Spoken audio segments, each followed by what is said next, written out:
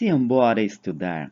Hoje nós vamos fazer uma aula um pouquinho diferente. Nós vamos fazer a análise, tá, de um conto da Clarice Lispector, que é Tentação. Então, se você gostar, não esquece aí de curtir esse vídeo, tá? Se não se inscreveu no canal ainda, se inscreve, tá? E deixa os comentários depois aí para saber se eu continuo fazendo esses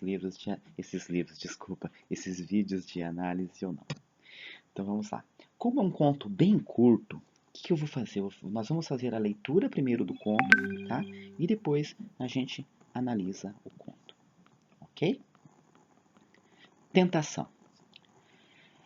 Ela estava com soluço, e como se não bastasse a claridade das 2 horas, ela era ruiva. Na rua vazia as pedras vibravam de calor. A cabeça da menina flamejava, sentada nos degraus de sua casa. Ela suportava. Ninguém na rua. Só uma pessoa esperando inutilmente no ponto do bonde. E como se não bastasse seu olhar submisso e paciente, o soluço a interrompia de momento a momento, abalando o queixo que se apoiava conformado na mão. Que fazer de uma menina ruiva com soluço? Olhamo-nos sem palavras. Desalento contra desalento. Na rua deserta, nenhum sinal de bonde. Numa terra de morenos, ser ruiva era uma revolta involuntária. Que importa se num dia futuro sua marca ia fazer erguer insolente uma cabeça de mulher? Por enquanto ela estava sentada num degrau faiscante da porta, às 2 horas. O que a salvava era uma bolsa velha de senhora com alça partida. Segurava com o amor conjugal já habituado, apertando-a contra os joelhos. Foi quando se aproximou a sua outra metade neste mundo, um irmão em Grajaú. A possibilidade de comunicação surgiu no ângulo quente da esquina, acompanhando uma senhora e encarnada na figura de um cão. Era um bacê lindo e miserável, doce sob a sua fatalidade. Era um bacê ruivo. Lá vinha ele trotando à frente de sua dona, arrastando seu comprimento. Desprevenido, acostumado, cachorro. A menina abriu os olhos pasmados, suavemente avisado. O cachorro estacou diante dela. Sua língua vibrava. Ambos se olhavam. Entre tantos seres que estão prontos para se tornarem donos de outro ser, lá estava a menina que viera ao mundo para ter aquele cachorro. Ela fremia suavemente, sem latir. Ela olhava-o sob os cabelos, fascinada, séria. Quanto tempo se passava? Um grande soluço sacudia, desafiando, desafinado. Ele nem sequer tremeu. Também ela passou por cima do soluço e continuou a fitá-lo. Os pelos de ambos eram curtos, vermelhos. Que foi que se disseram? Não se sabe. Sabe-se apenas que se comunicaram rapidamente, pois não havia tempo. Sabe-se também que, sem falar, eles se pediam. Pediam-se com urgência, com encabulamento, surpreendidos. No meio de tanta vaga impossibilidade e de tanto sol, ali estava a solução para a criança vermelha. E no meio de tantas ruas a serem trotadas, de tantos cães maiores, de tantos esgotos secos, lá estava uma menina, como se fora carne de sua ruiva carne. Eles se fitavam profundos, entregues, ausentes de Grajaú.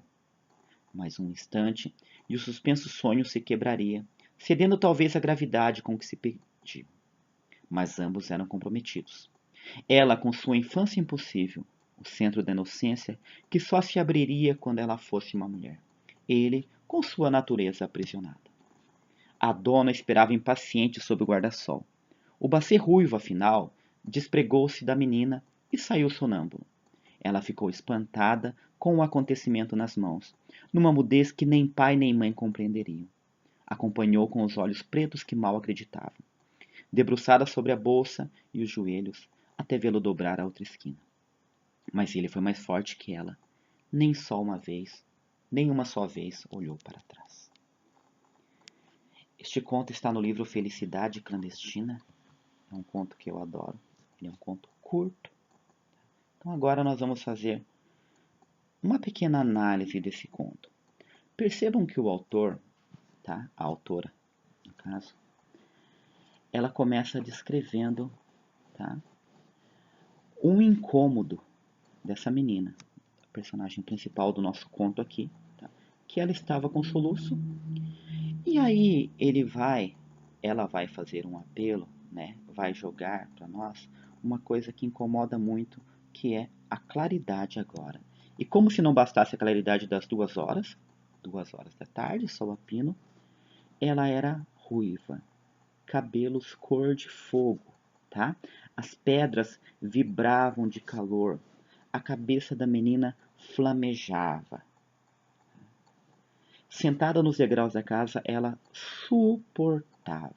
Então a menina estava numa situação de incômodo, né? Ela estava ali suportando aquilo.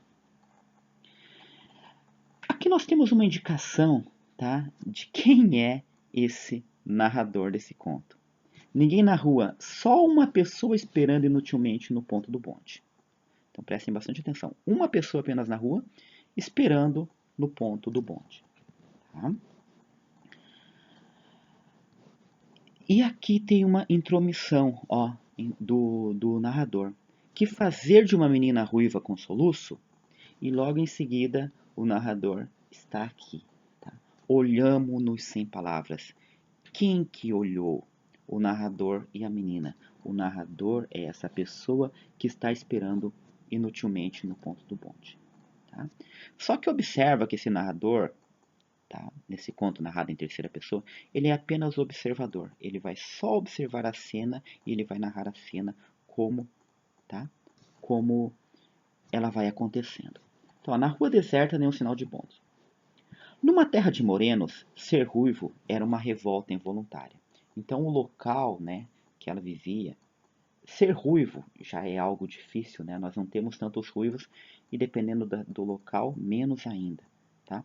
Então, essa revolta involuntária, uma revolta, ela não queria, né? Aquilo é sem ela querer, tá? Que importava se num dia futuro sua marca ia fazer erguer insolente uma cabeça de mulher? Olha que lindo isso aqui, gente. Isso é Clarice mesmo, tá? Como eu já disse, esse conto está no Felicidade Clandestina e o conto que dá título, né, a esse livro, Felicidade Clandestina, observa esse trecho aqui, ó. Tá? Deixa eu achar aqui um trechinho só para eu ler para vocês. Ok. A felicidade sempre ia ser clandestina para mim. Parece que eu já pressentia. E observe esse outro trecho também tirado do mesmo conto, tá? Mal sabia eu como mais tarde, no decorrer da vida, o drama do dia seguinte com ela ia se repetir no meu coração batendo. Felicidade clandestina, vou deixar aqui um pouquinho de lado, só para falar um pouquinho lá do conto Felicidade Clandestina, é aquele conto em que uma menina, tá? Ela tem uma rival, né, uma rival entre aspas, que é outra menina, que é uma menina ruiva, que tem um livro, que é o livro que ela amaria ter, que é Reinações de Narizinho, e depois ela consegue o livro. Aqui nós temos uma outra menina ruiva. Então perceba como os contos da Clarice, eles vão se encaixando. E é fácil de perceber, é fácil, não tão fácil, né? Mas dá para perceber os contos da Clarice. Frases como essa, que importava se num dia futuro sua marca ia fazer erguer insolente uma cabeça de mulher. Insolente, eu posso ter dois significados aqui, tá? Insolente, uma coisa rara, incomum de acontecer, tá? Ou insolente no sentido de ser atrevida, tá? Respondona, ok? Por enquanto ela estava sentada num degrau faiscante da porta às 2 horas. O que a salvava era uma bolsa velha de senhora. Então, o que a salvava porque era o que ela tinha para ficar fazendo, mexendo naquela bolsa, que ela segurava com amor conjugal, tá? Apertando contra os joelhos. Era o que ela tinha, ela não tinha mais nada. Isso é para deixar a personagem aqui, né, menor ainda, como alguém solitário, alguém que não tem nada. E qual seria essa tentação? Por que o nome do conto Tentação? Nós vamos ver daqui a pouquinho, tá? Foi quando se aproximou, então até aqui nós temos a situação inicial, tá, do conto. Aqui começa o conflito, tá? Foi quando se aproximou a sua outra metade nesse mundo, um irmão em Grajaú. Grajaú, o bairro, tá, onde elas viviam. A possibilidade de comunicação surgiu no ângulo quente da esquina, acompanhando uma senhora. Ângulo quente da esquina, né? Bem a esquina ali mesmo. É legal essa linguagem que a Clarice usa, né? Ela poderia dizer assim, bem na volta da esquina, mas ela falou no ângulo quente, ali onde tá bem da esquina e encarnada na figura de um cão. E aí começa a acontecer o quê? Tá? Esse encantamento pela cor do cão. O pelo do cão ser da mesma cor do cabelo dela, um cabelo curto, né?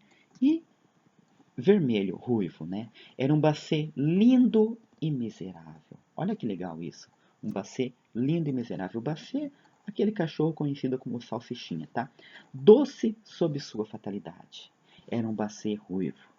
Lá vinha ele trotando à frente de sua dona, arrastando o seu comprimento. Olha o bacê, né? O bacê comprido, arrastando o seu comprimento. Desprevenido, acostumado, cachorro. Eu adoro essa gradação que a Clarice faz, né? Desprevenido, acostumado, cachorro. A menina abriu os olhos pasmados, suavemente avisado. O cachorro estacou diante dela.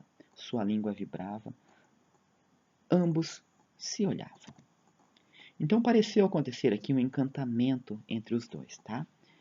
Entre tantos seres que estão prontos para se tornarem donos de outro ser, lá estava a menina que viera ao mundo para ter aquele cachorro, né? Então ela era a pessoa certa para ter aquele cachorro. Por quê? A identificação por causa da cor, tá? Ele fremia suavemente sem latir. Ela olhava sob os cabelos fascinada, séria. Quanto tempo se passava? Um grande soluço sacudiu-a desafinado. Ele nem sequer tremeu. Também ela passou por cima do soluço e continuou a fitá-lo. Então eles ficaram. É gostoso que dá para você imaginar a cena. Ficaram se olhando, você imagina o soluço e os dois se fitando.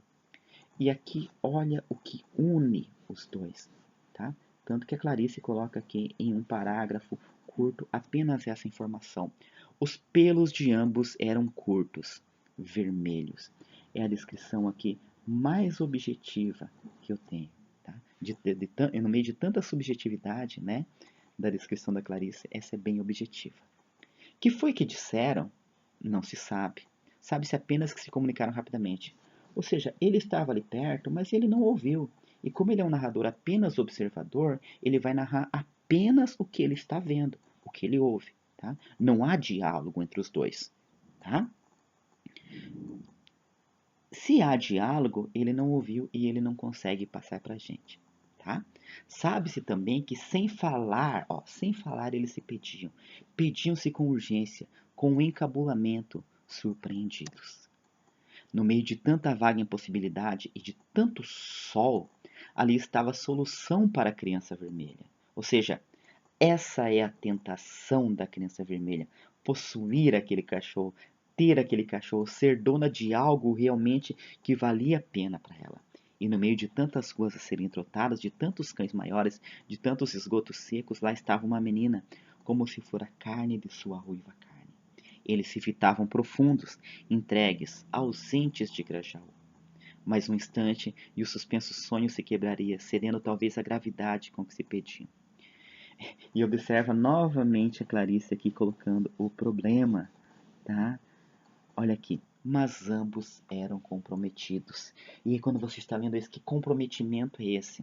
E ela explica que comprometimento é esse, tá? De uma forma muito subjetiva, muito bacana. Ela com sua infância impossível, o centro de inocência que só se abriria quando ela fosse uma mulher. Então ela simplesmente não poderia pegar um cachorro e levar para casa, porque ela era uma criança, né? Ela não era a dona da casa. E ele, com sua natureza aprisionada, ou seja, ele tinha uma dona, né? Isso já ficou claro ali atrás, tá? Mas vamos lá. A dona esperava impaciente sob o guarda-sol, tá? A dona protegida. O bacê ruivo, afinal, despregou-se da menina e saiu sonâmbulo. Ela ficou espantada. Aqui que é o mais legal, cara, eu acho assim, muito legal da Clarice é isso, tá? Os romances, os contos da Clarice, né? A condição feminina, ali a menina, ela não tem essa vontade própria, ela não pode, ela não pode ter aquilo, tá? E parece que a mulher vai ter a libertação, ela enfim vai conseguir aquilo e ela dá um passo atrás e ela não vai. É o que acontece aqui agora. Vamos ler o final novamente. O bacê ruivo afinal despregou-se da menina e saiu sonâmbulo. Ela ficou espantada com o acontecimento nas mãos. Então olha que lindo, com o acontecimento nas mãos, numa mudez que nem pai nem mãe compreenderiam. Acompanhou com os olhos pretos que mal acreditavam, debruçada sobre a bolsa e os joelhos. O que sobrou para ela? A bolsa e os joelhos, até vê-lo dobrar a esquina. E aqui percebe-se, tá, mais uma vez colocando a condição de fragilidade da menina, a menina ser mais fraca que um cão. Mas ele foi mais forte que ela. Nenhuma só vez olhou para trás. Então aqui a gente percebe que o encantamento foi maior da parte dela. Dele foi algo momentâneo. Ela não. Ela queria ficar com o cachorro. Tá? Então era isso que eu queria trabalhar aqui com vocês sobre esse conto. Tá? Sempre é muito bom falar sobre Clarice. Eu amo Clarice. E aí, concorda com a minha análise? Tem alguma coisa aí que eu deixei, que eu não falei para vocês, que você queira acrescentar? Discorda de alguma coisa que eu falei, tá? Deixa aqui nos comentários. Gostou do vídeo? Não se inscreveu no canal, ainda se inscreve, curte o vídeo. E coloca nos comentários aí se você gostou, tá? Para eu saber se eu continuo fazendo vídeos assim ou não. Então, por hoje é isso e simbora estudar!